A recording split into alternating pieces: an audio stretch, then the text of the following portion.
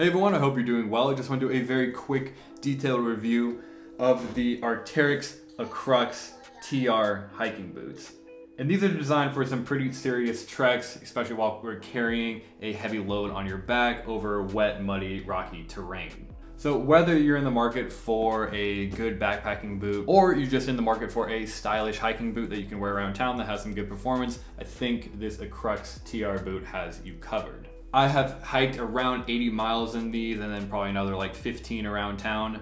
So upwards of 100 miles in a variety of terrains, and I've been very impressed with these. In this video, I'm going to break down the features, materials, comfort, sizing, and I'm going to toss in some styling as well because I think these are a rather attractive pair of hiking boots that you can easily wear around town and put into your casual outfits. So Arc'teryx is a brand kind of known for its premium, high performance outdoor gear. But one of the main reasons why I like the brand so much is because it performs well out hiking, but I find their stuff usually more stylish than the average hiking brand out there. So you get a dual purpose in your wardrobe. You can wear it out hiking in the great outdoors and then also around town, and I think look pretty good while doing so. And I think these boots are no exception. And if you follow the channel, you know I like technical fashion. So like for example, my last video was 5 stylish hiking pants. So just taking a look at these boots visually. They have a very streamlined design, especially considering these are a dedicated hiking boot.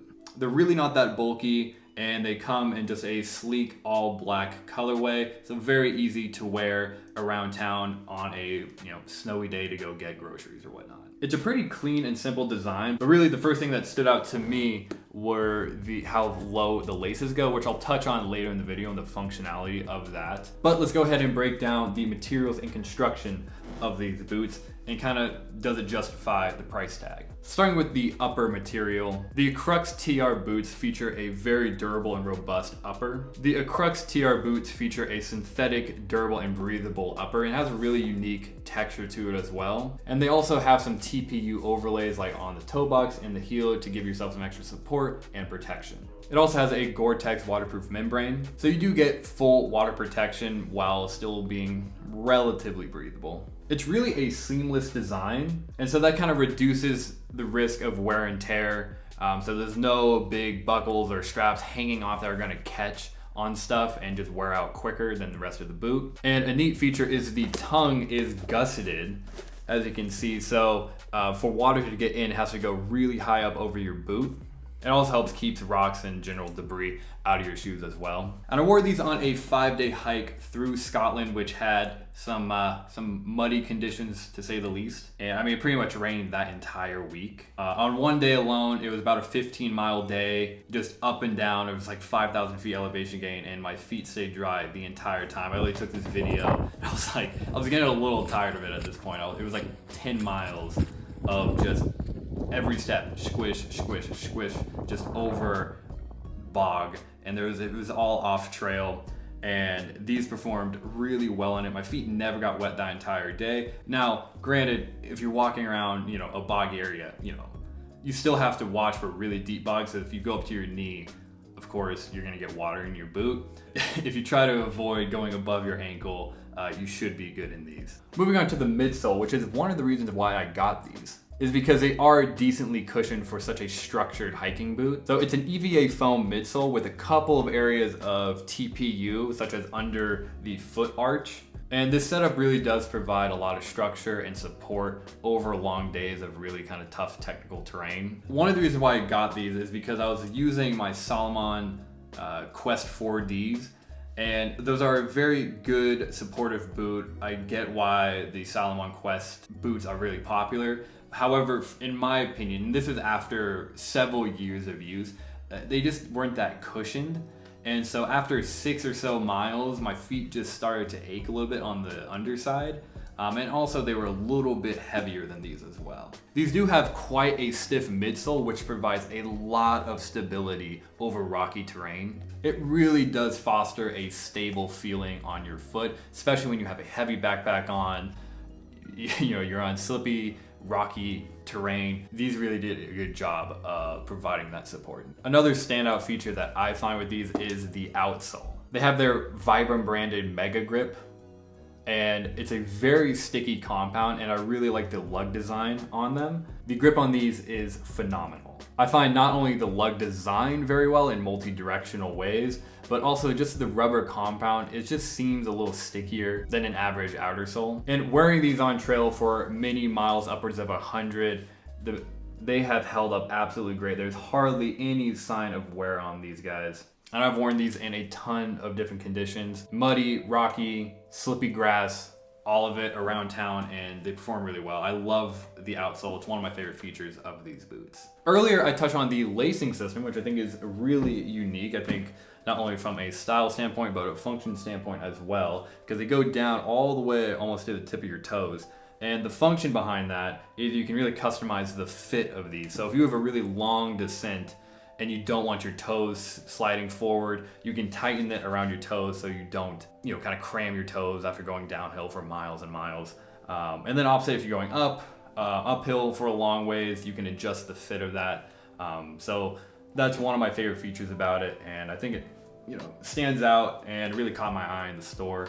But it serves a very good function as well. These do have a locking mechanism here on the third eyelet down. It has this D-ring, and when you tighten it to your desired tightness, you just pull it in and it pops in and locks it in place, and then you just go around these other two eyelets and then tie it up. The laces are pretty long. I would say at least do a double knot and you should be good. In terms of weight, while these are not a featherlight, ultralight boot, given all the features and the high amount of support and stiff midsole, these are rather lightweight. These are a US men's 11.5, and one boot weighs 1 pound and 5.2 ounces, or 601 grams. And so for the pair of them, 2 pounds, 10.4 ounces, or right around 1,200 grams for the pair. So when considering all the features on it, it's really not that heavy. If you're doing hikes generally in dry environments, you're staying on pretty well maintained trails, and you have a pretty light pack, you would probably be better off wearing trail runners than these. These would probably be overkill for what you need. However, I was in the market for something that was decently cushioned, really good structure, great grip, and waterproof.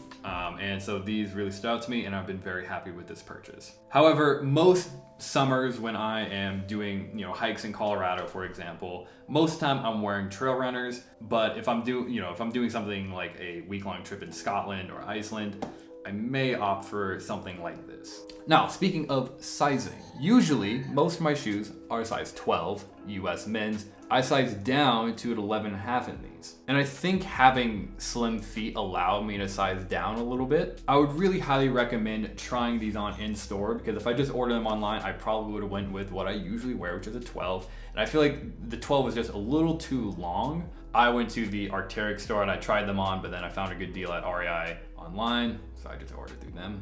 And over my 63-mile hike, sure, my feet got a little sore and tired at the end of the day. However, I never got any hot spots while wearing these. And granted, I did break these in the week prior to that trip, and I always wore my Darn Tough merino wool socks, which are great hiking socks. But again, everyone's feet are different, and just because these work well for me, they may give you a couple hot spots here and there. So if you get these before you go on an extended hike, make sure you wear them around, wear them with the socks that you're going to be hiking in. And when looking for hiking gear, I'm always looking for something that can be styled casually around town. And I think these really do fit my wardrobe really well. It's a very subtle hiking boot. It doesn't scream like, Merrell's or Keen's or Super Granola.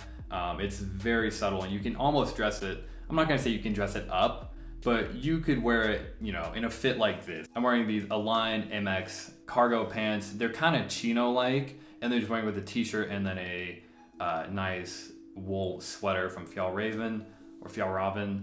And I think it's a very nice casual fit. You could wear this to like a nice dinner on a snowy evening, and I think they look really good. I think like a boot like this looks better if you're going out, around town than, a big, chunky, colorful hiking boot. But an even more casual fit to wear with these, and even incorporating some hiking pants. I have my Fjallraven Singy X trousers, the boots, and then just this Abercrombie & Fitch cropped thermal. I think it's a really just casual, easy fit to wear. And I really like it. I've also worn it in this fit as well with some cargo pants and some layer hoodie on with a overshirt. There's tons of different ways that you can style these, and they're very wearable. So again, that's one of the reasons why I do like Arc'teryx. And these come in full retail at $250, so definitely an expensive boot. I would say slightly more than your average Gore-Tex full supportive hiking boot. The pros, I think they're very lightweight given the grip and support that you get with these. The Vibram soles really stand out to me, and also just that stiff midsole. It has great waterproofness. I mean, it really has to go up over almost inside to get in. So all along the tongue here, it's all gusseted and sealed off. They have been quite durable over the 80 to 100-ish miles I have worn these. And honestly, just knowing me and my channel, a pro is I think they're very stylish. You get that dual purpose use out of these.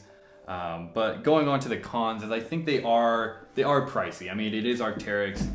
Is part of what you're paying for that little bird? Sure, yeah. And some people just go after Arc'teryx because of the brand. I was able to snag these on a sale, so I think I got them for like $175, I want to say. It was like sub 200, I know. So the price point is on the higher end. That is a con. They do run a little slim, I would say slimmer than most shoes.